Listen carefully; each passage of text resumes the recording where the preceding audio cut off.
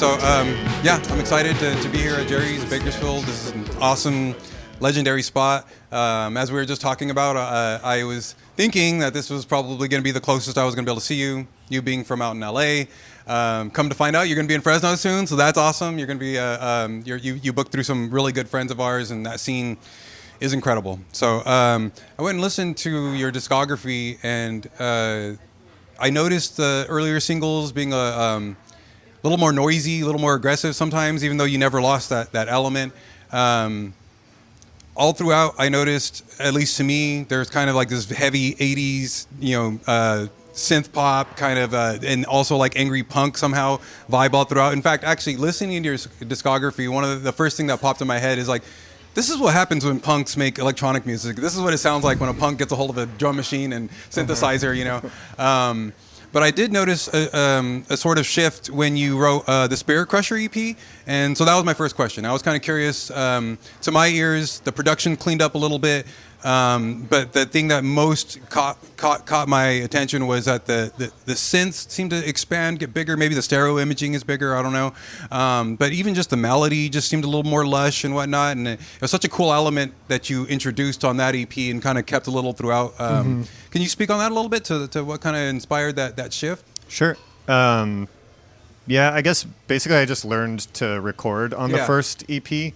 And it was like finding like the voice of the project a little bit too, I think. So then second time around, COVID was happening. And so it was kind of like lots of downtime to, reflect on the world and think about lyrics and learn how to like, record better and use better software. But I mean, as far as the synths, like I still used, I think, all of the same synths that I have. That's an interesting. So the equipment didn't change. You just you said, learned to, your technique refined and. Yeah, I got more refined and I think I just kind of figured out what I was doing a little bit better and I think like the drums just sound better. And so. I like that you mentioned kind of this music being somewhat of a reflection of kind of what's going on, and even at the time with COVID and whatnot.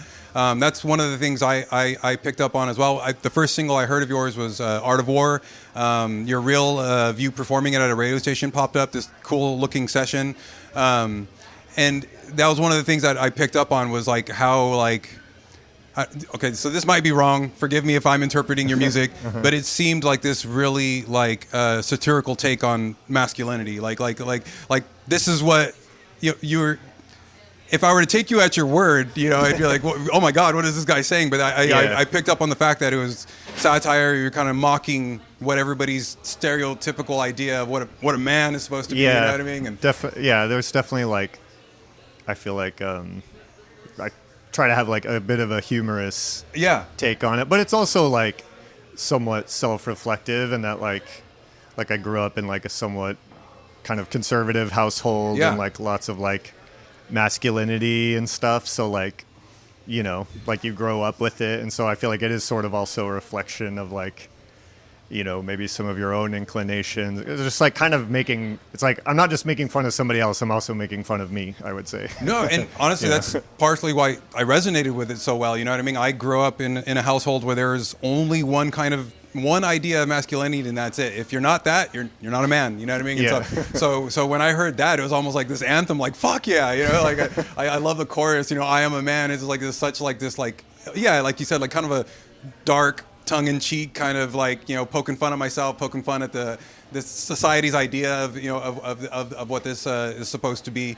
But I've also kind of noticed that throughout all the lyrics. There's kind of this dark humor that just kind of keeps popping in and out throughout all the songs. And but I love that it's almost like a jester kind of poking fun at the king. You know what I mean? But I think that's really interesting. It's very punk rock of you to kind of have that kind of pissed off, but at the same time kind of fun attitude.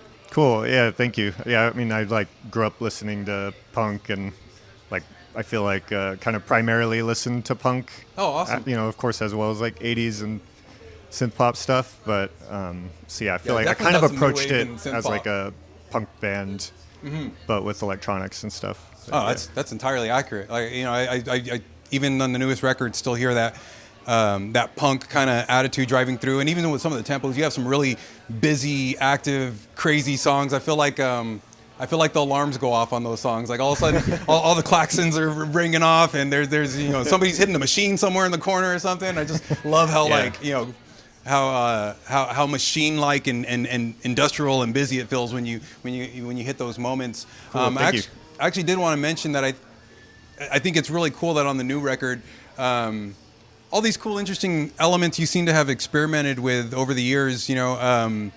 It feels like you just kind of brought them all under one roof all of a sudden. I like that you didn't mature in a way that was like, oh well, now I'm going to do something completely new. It's like, well, what if I just did everything I've done but the best I've ever done it? Yeah, that was kind of like the approach. I knew it would be kind of a mess of a record, but it was like, it was like I just love punk music, and so I played the punk songs I wrote, but then also love like,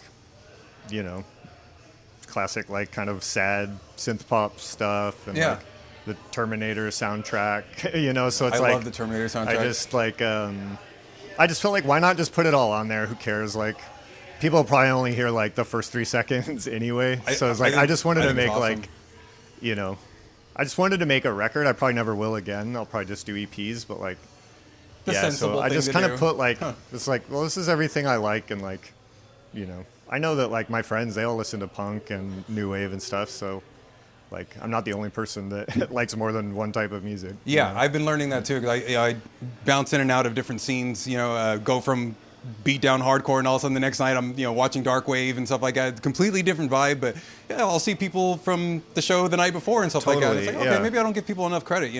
People's taste can be more expansive. Yeah, nowadays especially, I feel like people are just like more unashamedly like they just like music, and they like the cross genre and stuff. It's not like when I was a kid and like you get beat up for like wearing the wrong thing. Kept. Yeah. Are you a David Lynch fan by the chance? There's one track you had. It's a ballad, and forgive me, I can't think of it right now. Just You? Yes. Mm-hmm. Yes. As soon as I heard that, I was like, I don't know which Lynchian film I'm caught in right now, but it felt like it is a cover, actually. It's a cover of the song Just You from, I think, the first season. The character James is like playing the guitar for the two girls. No freaking way. Okay, so that was accurate. Okay, yeah. I had heard it in a That's cool. It totally had the vibes, and I was just like, oh shit, he must be a fan. I'm a huge David Lynch fan, just surrealism in general, but I mean, the song it like comes and goes, and like I feel like it's easy to kind of forget about it. So but it's cool that like you heard it and you're like.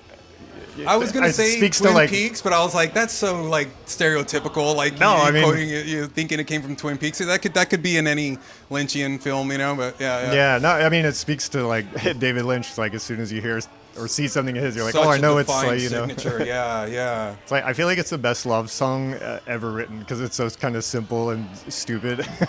And I don't know why, but I always feel like his taste in that kind of old school kind of ballads, like it always seems such like an odd fit in so many of his like movies, and but maybe that's the point. Maybe it's not supposed to feel comfortable, like just like the many other symbols he uses in his work. Awesome, man. So this has been really cool. I don't want to keep you too long because I know we got to jump back in there pretty soon. There is one question that I'm trying to ask everybody this season, this year. And it's mostly for myself, but I would like to know why do you feel it's important for people to participate in creation? And when I ask, I mean like not just as an artist up there, but the booking agents and the people creating zines, photography, whatever. I feel like it's more important than ever, but I'd kind of like to hear your take on it. I mean, I feel like I can really only kind of speak personally. Selfishly, is that I just like I feel like I've always like drawn or made art or something. Yeah. I feel like I can't not do it. Yeah. So that's the best. I'll just kind of always always make something. Like if I couldn't, I feel like it'd be like part of me died. So I just feel like it's important because we all like to like watch things and listen to things, and I mean, what would we do without it? Exactly. We just have to kill ourselves. Yeah. No, and I mean, I have to, because I have to. It has, like, it might be one of the best answers we get all season. We'll see. So, awesome. This has been awesome. I can't wait to catch you inside. I hope you're playing Art of War. If you're not, I'm not going to be one of those fans, but I'm so excited to see that song live. I might not shoot photos for that song. I might just dance. But where can people find you online? Are you most active on Instagram, or where's the best spot to find you? Yeah, Instagram is losses.online. Okay, yeah. Awesome. And I will include that in the show notes, so make it easier for people to click on and whatnot. So thank you. This has been awesome. I can't wait to catch you. So, great. Thank you so much. Appreciate it.